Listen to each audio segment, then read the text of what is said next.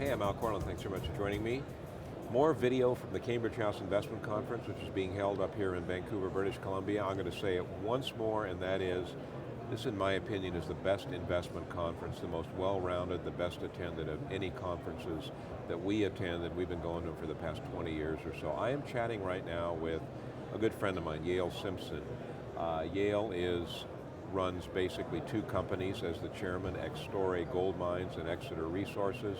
We've talked about both those companies numerous times on the show. We're going to talk today about Extorre. A couple of events have taken place there. Number one, came out with a press release this morning. Yep. They also announced something else, and that is they hired a new vice president, a young woman by the name of Marina Trasolini. I know Marina really well. She has been on our show a number of times before, she's a geologist, formerly worked with Lawrence Ralston.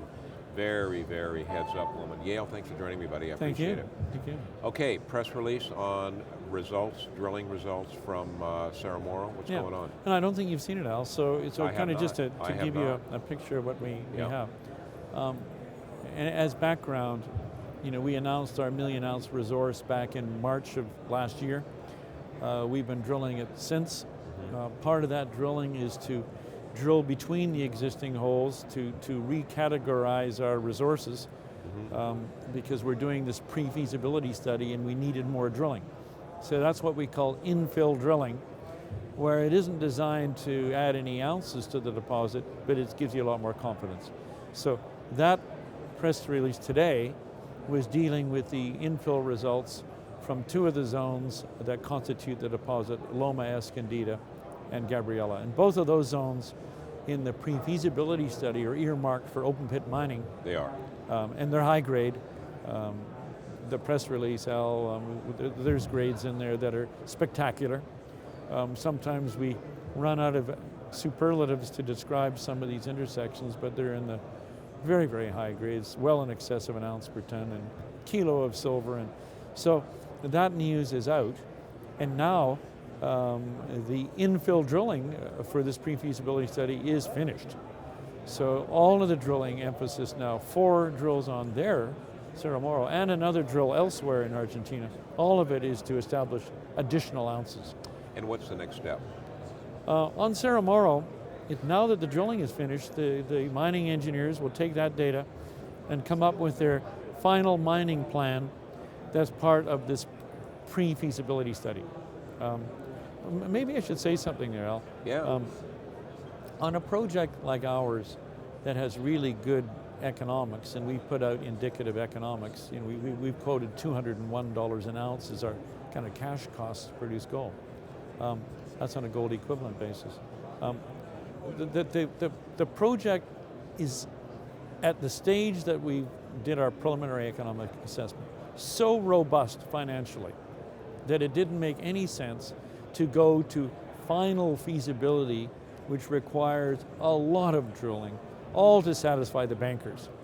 We've now been approached by a number of banks to say, do you want the money to build your project? It's robust on a comparative basis. So we're going to finish this work, do the mine modeling. By second half of this year, we'd be in ordering equipment, the final design to take the project to production. So we're getting pretty close. And the current plan right now is to put this particular asset into production yourselves? Oh yes. It is, To suggest otherwise, I would be lynched by the senior management of the company. Totally focused on that. And the reason being is that from the economics we put out, it is not a marginal project.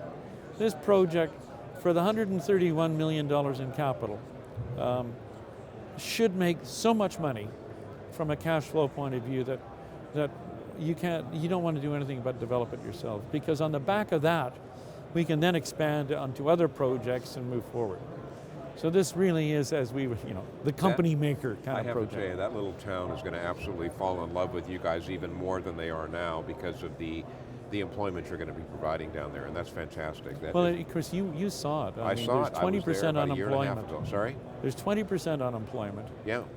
When you're stuck, I shouldn't say stuck, maybe people like to live down there, but when you're living way down in Patagonia where your closest friends are the penguins. Pretty isolated. You're in a situation pretty isolated. Where do you find another job? The fishing Right. industry collapsed, so now it's mining, and so I think the opportunities are great for them, and we're getting good support. So we're talking about announcing a decision at some point in the very near future. The decision to say yes, going to full-blown development will be in the second half of this year, because we finish the study in July, the pre-feasibility study. We're targeting an announcement in July of how big it is again, so we'll recalculate the resources in July. This quarter, so by the end of March, we're anticipating getting the environmental approval to proceed with the project. That's a real milestone for us, a real milestone. It's huge. No, it's huge. It really is. And then you will continue, I'm assuming, and I don't want to downplay the production situation that you have, but then in that same area, I mean, you have other assets. So you're going to continue exploration work. You're going to continue to grow the project. We started. Cerro Moro has 4 drills on it to test other zones, but we have one drill that's kind of roaming around other areas in Patagonia that we have, because we have a big land position. We're the second largest landholder in that whole big position. So that work, we've been drilling since November. I would think that, I haven't seen any results yet, but I would think in the next month or so we should be in a position to talk about what we found in some of that other drilling. And we haven't talked about that sort of thing for 5 years. Wow. It's all been focused on Caspiche and Chile and Cerro Moro. Well, you've done, I have to tell you, Exeter has done a yeoman's job in terms of Caspiche. We have been there also, and that's available for viewing. What we saw is certainly available for viewing, both in terms of Caspiche and Cerro Moro on our website. I know you're real active doing video work also, and so there's a plethora of information out there, for lack of better terms. So where does that take you? A plethora of information. Well, in the interest of full disclosure, I'll say a couple of things. Number one, I'm not a registered investment advisor, so I can't tell you to buy this particular stock or sell it. All I can tell you is why I have an interest in it. Big Al has been there. I like what I saw. I am not an investor in Extorre or Exeter, however they are sponsors on our website. No, I take it back. I just found out this morning we actually are investors in both companies. So keeping that in mind, remember, this isn't exactly arm's length information from me. I like these guys a lot, to the point where, as I was reminded of this morning, we've actually, my wife and I have put our hard-earned money into both of these companies. Okay, not registered investment advice. They are a sponsor on our website if you want any additional information, so you can make your own informed investment decision. Click on the banner.